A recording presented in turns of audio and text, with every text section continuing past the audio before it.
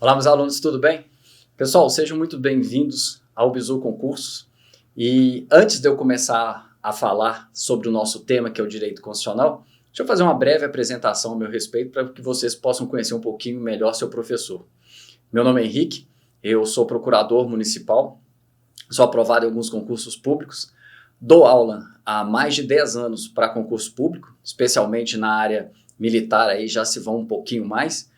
Então, assim, conheço bastante a sua banca, conheço bastante como são cobrados os concursos, vivo essa vida de concurseiro, né? Agora não mais concurseiro, mas do lado de cá como professor, e conheço muito bem o que a gente vai trabalhar o nosso tema. Eu sou mestre em Direito Constitucional também, sou pós-graduado em Direito Público e sou autor de alguns livros jurídicos. Então, assim, a minha vasta experiência no mundo jurídico eu estou trazendo para vocês para que a gente possa somar isso tudo e conseguir passar para vocês o melhor conteúdo possível e principalmente da melhor forma possível. Eu costumo dizer que no concurso público você não precisa apenas ter o conhecimento técnico a respeito da matéria, mas você precisa conhecer o que cai da matéria e como cai da matéria. Eu, por exemplo, ao estudar Direito Constitucional para o meu mestrado, eu tinha um enfoque no Direito Constitucional diferente do meu estudo de Direito Constitucional para concurso público.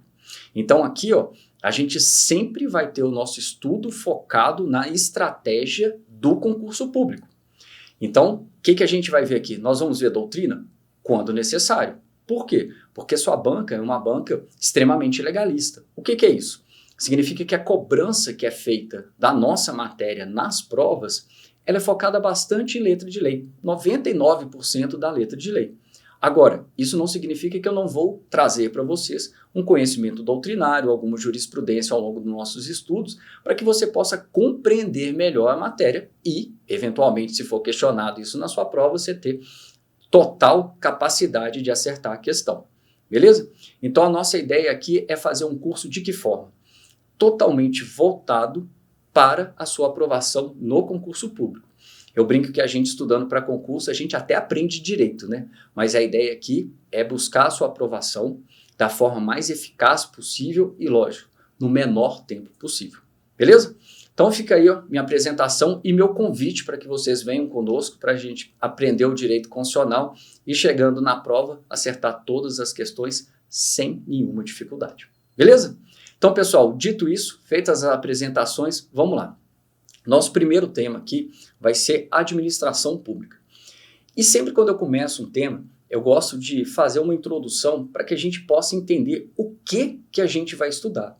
Porque quando a gente entende o que nós vamos estudar, fica mais fácil da gente entender as regras que são aplicadas àquele objeto.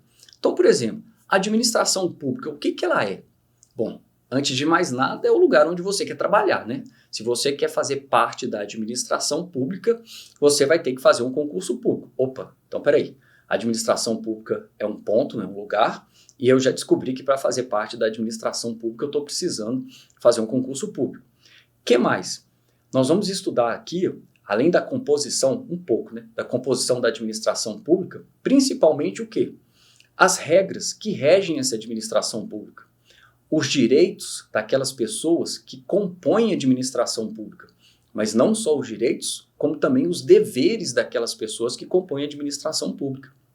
Em alguns pontos da matéria, nós vamos estudar também algumas sanções para quem descumpre as regras constitucionais sobre a administração pública. Então a gente pode dizer que nós vamos estudar aqui um mundo voltado dentro da administração pública. O que ela é, quem compõe a administração pública, como eu ingresso na administração pública, quais são os direitos de quem ingressa, quais são os deveres de quem ingressa e, eventualmente, algumas sanções para quem descumpre as regras constitucionais. Beleza? Então, dito isso, vamos para o slide que a gente já vai começar a ver a nossa matéria com os nossos slides. Então, vamos lá. Está aqui, Direito Constitucional, Administração Pública, a gente vai estudar as regras gerais sobre administração pública. Vamos lá. Primeiro ponto que a gente precisa trabalhar aqui é a respeito do artigo 37 e das regras que vêm previstas no caput dele. E o que ele fala? Ele diz assim, a administração pública, direta e indireta, de qualquer dos poderes da União, dos Estados, do Distrito Federal, dos municípios, obedecerá aos princípios da legalidade, impessoalidade, moralidade, publicidade e eficiência. E também o seguinte, o primeiro ponto aqui, é que nós temos a previsão dos princípios constitucionais que são aplicáveis à administração pública. Beleza, quais são eles? É o LIMP que vocês adoram, né? Legalidade, impessoalidade, moralidade, publicidade e eficiência. Só que antes de falar desses princípios, eu quero que vocês atentem para um detalhe. Vejam, a própria Constituição fala aqui, que a administração pública, e ela traz o seguinte, tanto direta quanto indireta. Pessoal, olha aqui para mim um minutinho. Quando a gente vê no artigo 37 que a Constituição fala da administração direta ou indireta, vejam, a ideia aqui é que se você faz parte da administração pública, não importa se, por exemplo, como um policial militar, né, que é da administração direta, ou como um servidor do INSS, que faz parte da administração indireta, não importa. Os princípios que nós vamos estudar aqui, são aplicáveis a todos que estão na administração pública. E olha como é que isso é ainda mais claro quando a Constituição prossegue dizendo assim, inclusive, de qualquer um dos poderes da União, dos estados, do Distrito Federal e dos municípios. Então vejam, olha só, se eu estiver falando, por exemplo, do presidente da República, ele está obrigado a respeitar os princípios da legalidade, impessoalidade, moralidade, publicidade e eficiência? Sim. Por quê? Ele faz parte de um dos poderes, no caso o Poder Executivo, e ele está ligado à União. Então ele tem que respeitar. O governador de um estado, ele tem que observar esses princípios? Tem também. Por quê? Ele é chefe do Executivo, não mais do Executivo Federal, da União, mas agora do Executivo Estadual. Agora veja, um ministro do Supremo Tribunal Federal, o nosso órgão máximo do Poder Judiciário, também tem que respeitar isso aqui? Com certeza. Por quê? Pessoal, faz parte de um poder não mais executivo, mas judiciário, ligado à União. Então tem que respeitar. Um policial militar, um agente de segurança, tem? Com certeza. O policial militar ou agente de segurança, em regra, vão estar ligados ao Poder Executivo, e se é do Poder Executivo do Estado, né? Então eles também respeitam esses princípios. Beleza? Então vejam, aqui é uma ideia global. Todo mundo que de alguma forma pertence à administração pública respeita. Só que olha aqui comigo no slide um detalhe. A gente está vendo que os princípios, né, tem esse anacrônico aqui que é o LIMP. Você não tem que tomar um cuidado, porque na hora da prova o seu examinador ele pode trocar, por exemplo, legalidade por legitimidade. Tá certo? Não, não tá não. Tá errado. Impessoalidade, às vezes o seu examinador faz uma coisa tão simples que te induz a erro. Ele troca o imp aqui, e coloca apenas pessoalidade. Moralidade, ele troca por motivação. Publicidade, ele troca por proporcionalidade. E eficiência, ele troca por eficácia. Pessoal, por que seu examinador faz isso? Porque ele acaba tentando repetir a ideia do LIMP. Ele sabe que muitas pessoas só decoram o anacrônico, e aí quando chega na hora da prova, ele muda uma frase, uma palavra aqui no caso, né? E ele te induz a erro. Beleza? Dito isso, eu gosto sempre de falar com vocês um pouquinho agora sobre cada um desses princípios. Por quê? Henrique, eu tenho que decorar? Tem. Sem sombra de dúvidas, você tem. Mas se você entender o fundamento de cada um desses princípios, fica mais fácil de você compreender por que eles estão previstos na Constituição, por que eles existem aqui no texto constitucional, tá? E o primeiro deles é a legalidade. Olha aqui comigo. O que a legalidade significa? O princípio da legalidade, ele está, olha só, na base do Estado de Direito. O que significa isso? Pessoal, deixa eu só fazer essa introdução e depois a gente parte para o resto. Olha só, antigamente, quando a gente tinha um Estado absolutista, né? Era um Estado em que o rei podia tudo. O poder do rei ele era absoluto. E aí o pessoal começou a perceber que alguém com poder absoluto, que isso não dava muito certo, né? Acabava havendo o quê? Desmandos, abuso desse poder. Então, qual que foi a ideia que o pessoal teve? Olha, vamos criar um mecanismo para que a gente possa ter as nossas regras e toda vez que a gente tiver uma dúvida, a gente vai lá. E qual que foi esse mecanismo criado? Foram as leis. Então, pessoal, a lei passou a ser aquele fundamento para quê? Olha, o que pode ou não pode? Vamos prever em lei. Se eu tiver alguma dúvida, eu vou na lei e dou uma olhada naquilo. Beleza? Tá. Outro ponto. E por que a legalidade passou a ser, então, a base do Estado de Direito? Porque aqui, pessoal, o Estado de Direito é aquele Estado que, ao mesmo tempo que ele cria o direito, ele está obrigado a respeitar o direito. Diferentemente daquele rei absolutista, né? Ele podia criar o direito, mas se chegasse a vez dele e o direito não o favorecesse, ele simplesmente dizia que não ia cumprir aquela norma. Beleza? Então veja, na nossa Constituição vem falando assim, ó, a tortura é proibida. Veja, não é só o particular que não pode torturar. O Estado está proibido de torturar também. Por quê? Nós somos um Estado de direito. O mesmo Estado que cria o direito, respeita o direito criado. E olha só que interessante, vamos aqui comigo no slide. Para os particulares, meus amigos, para o particular, o princípio que rege a atividade deles, vamos chamar assim, é diferente. Porque o particular vige o princípio da autonomia da vontade. Por quê? Para o particular, tudo que não for proibido por lei é permitido. Agora, para o administrador público, a ideia é diferente, pessoal. Por quê? Para ele, não basta a não proibição. Por quê? Ele só pode agir autorizado por lei. Então, olha a diferença. Olha aqui para mim. Eu, Henrique, como particular, posso fazer qualquer coisa que a lei não me proíbe. Mas olha a diferença. Eu, Henrique, como procurador, eu só posso fazer aquilo que a lei me autoriza. Então, por exemplo, se eu quiser me manifestar num determinado processo, eu só posso fazer isso com a autorização da lei me dando aquela competência. Um administrador público só pode adquirir um bem, vender um bem, assinar um contrato se por acaso existir uma lei autorizando a ele que faça isso. Aí você, como particular, você assina um contrato que quiser, você vende o bem que é seu, que você quiser, você compra o bem que você quiser. Beleza? Então tá. Outro princípio que nós temos que ver aqui agora é o princípio da impessoalidade.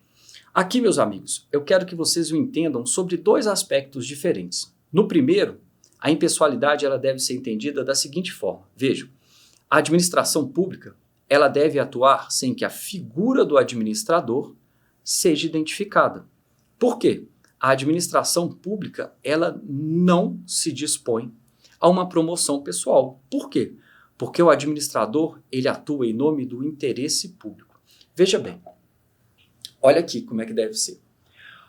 Um administrador público, um prefeito, um governador, um presidente, ele pode construir um hospital público? Pode, não tem problema, até deve, né? Uma escola pública? Claro que pode.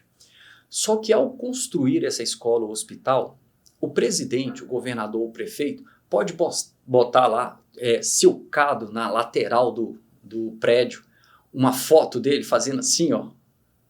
Não pode. Por que não pode? Pessoal, aquele prédio, os servidores que estão lá, os professores, o pessoal que atua dentro do hospital, os médicos, os enfermeiros, todos aqueles são pessoas que atuam em prol do interesse público. E se eu coloco o rosto do prefeito, do governador ou do presidente, ele está administrando um bem que não é dele, mas um bem que pertence a toda a coletividade. Então ele não pode se promover em cima daquele bem, em cima daquele serviço. Olha a diferença. Eu, Henrique particular, construí um hospital. Posso colocar na fachada do meu hospital o meu rosto? Posso. Por quê? Porque o hospital é meu.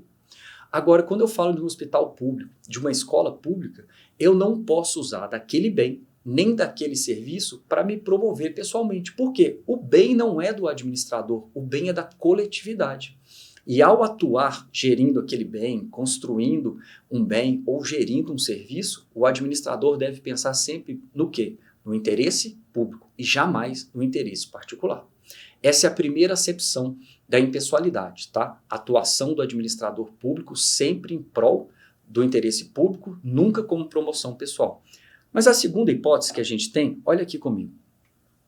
Quando eu falo num ato administrativo, eu quero que vocês entendam que ele não pode nem privilegiar e nem prejudicar pessoas específicas. Por quê? Todo ato administrativo, ele deve ser dirigido a todos de forma indistinta.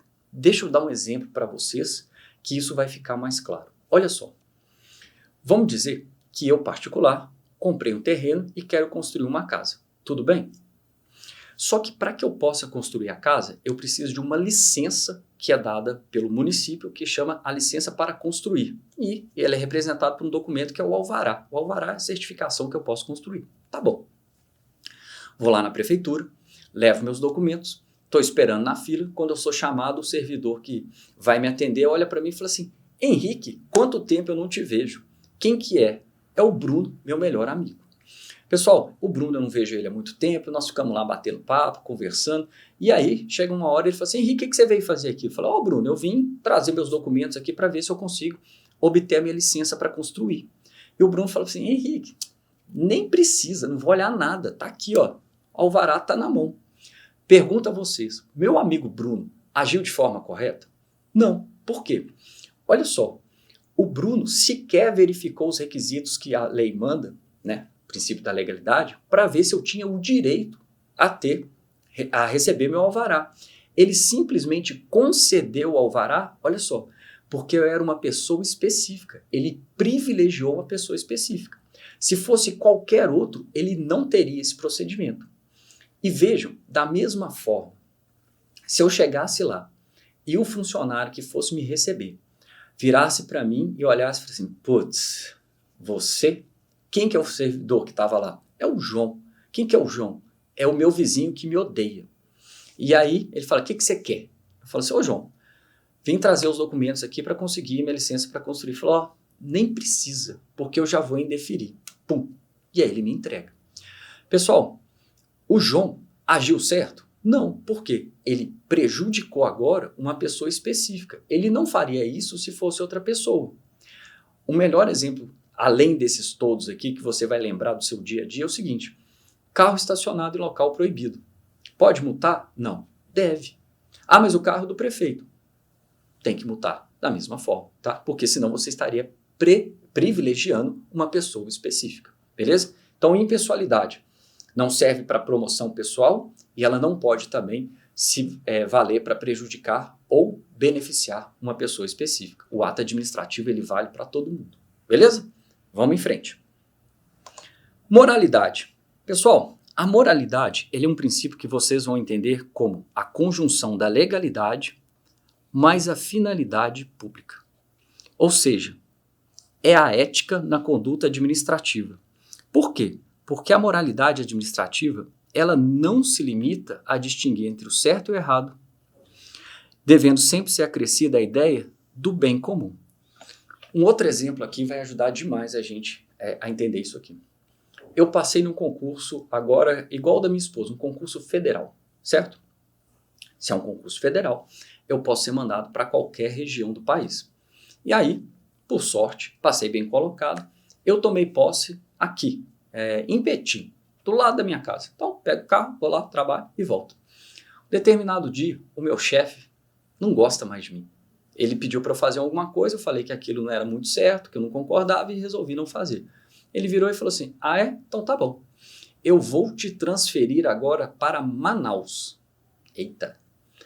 Pergunto a vocês, o meu chefe pode me transferir para Manaus? A resposta é sim, ele pode. Por quê? Olha aqui no slide comigo. Ele tem competência legal para fazer isso. Então aqui, ó, competência legal para fazer isso. Ele atendeu o princípio da legalidade. Mas olha aqui, a finalidade do meu chefe é atender um interesse público, o bem comum, ou a finalidade do meu chefe era me punir? Notem, a finalidade da minha transferência aqui, ó, era uma punição e não atender o bem comum. Qual que é o bem comum? Pô, lá em Manaus está faltando gente para fazer o serviço que eu faço. Então eu vou transferir o Henrique para lá, porque é lá que é onde ele está precisando. Notem que apesar do ato ser legal, o ato não é moral. Tá? Por quê? Ele não atende finalidade pública. Isso não acontece no Brasil, né? A gente só tem notícia disso acontecendo na Suíça, mas a grande dificuldade de você provar isso aqui, pessoal, diz respeito a quê? Diz respeito a você conseguir provar que a finalidade do ato não foi uma finalidade que atendia o interesse público, e sim foi uma finalidade diferente do interesse público. Tá bom? Vamos lá, vamos em frente.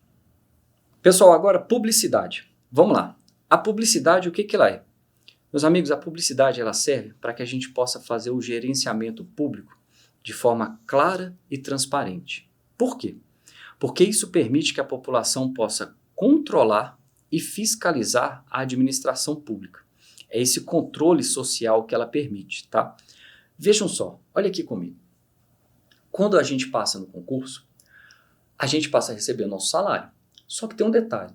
Pessoal, tem alguma coisa mais pessoal do que o salário? Não, não tem. Só que se você é um servidor público, eu te garanto uma coisa. O valor do seu salário está disponibilizado dentro de um site que é chamado Portal da Transparência, em que qualquer pessoa, cada uma dessas pessoas que tenham interesse, podem acessar o site e saber quanto que você ganha. E você fala assim, pô, mas por que os outros têm direito de saber quanto eu ganho? É simples. Porque o dinheiro que paga o seu salário, ele é fruto da arrecadação de tributos. É um dinheiro público. Então todas as pessoas têm o direito de saber para onde aquela arrecadação foi, para como a administração pública está utilizando aquele dinheiro. Vejam, hoje em dia é obrigatório, inclusive, estar construindo um hospital, uma escola, fazendo uma obra pública. Você vai ver que sempre tem um outdoor do lado da obra escrito assim, ó, obra pública número tal, engenheiro responsável, data de início da obra, data provável de finalização, valor da obra e todas as outras informações importantes, ou vou dizer não só importantes, mas essenciais daquela obra. Por quê? Para que você possa, como cidadão, fiscalizar e controlar. Ó, a obra está falando que começa agora dia 1º de janeiro e que termina no dia 1º de julho. Nós estamos em dezembro e a obra não acabou. E aí? Cadê o final dessa obra? A obra está dizendo que ela ia custar 100 mil reais. Na hora que você vai ver lá, a obra está custando 1 milhão de reais. Pô, cadê os 900 mil? Para onde que isso foi parar? Então, como é que a gente consegue fazer esse controle social, né? Por meio da publicidade. Agora, existe uma linha tênue, tá, pessoal? Entre a publicidade, que é essa possibilidade que você tem de controlar e fiscalizar a atuação da administração pública, de uma promoção pessoal. Você não pode, sob o pretexto de dar publicidade àquele órgão, aquele ato, aquela campanha, você fazer uma promoção pessoal. Beleza? Então tá. O que a gente precisa ver aqui? O último princípio, que é o princípio da eficiência. Aqui, meus amigos, o princípio da eficiência a gente vai entender na concepção comum, tá? Por quê? Significa que os atos da administração pública, eles devem ser desempenhados visando isso aqui, ó, a melhor relação de custo-benefício na gestão dos recursos públicos. Como assim? Significa que o gestor ele tem o dever de fazer uma boa gestão administrativa, de utilizar os meios adequados para conseguir os melhores resultados visando o interesse público, buscando a maior eficácia possível das ações dos estados. Eu vou dar um exemplo para vocês, mas aqui vocês vão me acompanhar agora no slide, tá? Olha só. Vamos dizer que o estado de Minas Gerais resolveu construir um hospital, tá? Beleza. E aí, para construir esse hospital, ele resolveu colocar uma máquina lá que faz, sei lá, uma ressonância magnética. Então ele tem a máquina 1, que ele pode comprar, e a máquina 2, que ele pode comprar também. A máquina 1 custa 1 milhão de reais. A máquina 2 custa 4 bilhões de reais. A máquina 1 dá uma manutenção mensal de 100 mil reais. A máquina 2 dá uma manutenção mensal de R$1.000. A máquina 1 ela tem a vida útil de 3 anos. E a máquina 2 ela tem uma vida útil de 30 anos. Pessoal, qual máquina o estado de Minas Gerais, olha só, eu não vou usar nem o verbo deve, tá? Ele é o pode, né? Ele deve comprar a máquina 1 ou a máquina 2? Se você respondeu a máquina 2, você está certo. Por quê? Ah, Henrique, mas olha aqui, a máquina 1, ela custa muito mais barata, ela custa 1 milhão. A máquina 2, ela custa 4 milhões. Pois é, mas olha aqui para mim. Apesar da máquina 1 ser mais barata, o tempo de vida útil dela é muito menor. Ela dura 1/10 da vida útil da outra, né? A manutenção da máquina 1 ela é muito, infinitamente mais cara do que a manutenção da máquina 2. Então, ao longo do tempo, vejam, qual é a melhor relação custo-benefício que eu tenho para utilizar a verba, né, o dinheiro público? É para aquisição da máquina 1 ou para aquisição da máquina 2? Aquisição da máquina 2. Por isso, pessoal, guarda, toda vez que o Estado adquire um bem, ele não está obrigado a adquirir o bem mais barato. Ele está obrigado a adquirir o bem mais vantajoso para a administração pública. Beleza? Então aqui a gente viu os princípios explícitos da administração pública lá do artigo 37. Todavia, olha aqui comigo. Existem alguns princípios que eles são chamados de princípios o quê? Implícitos. Pessoal, por quê? Simples, olha só.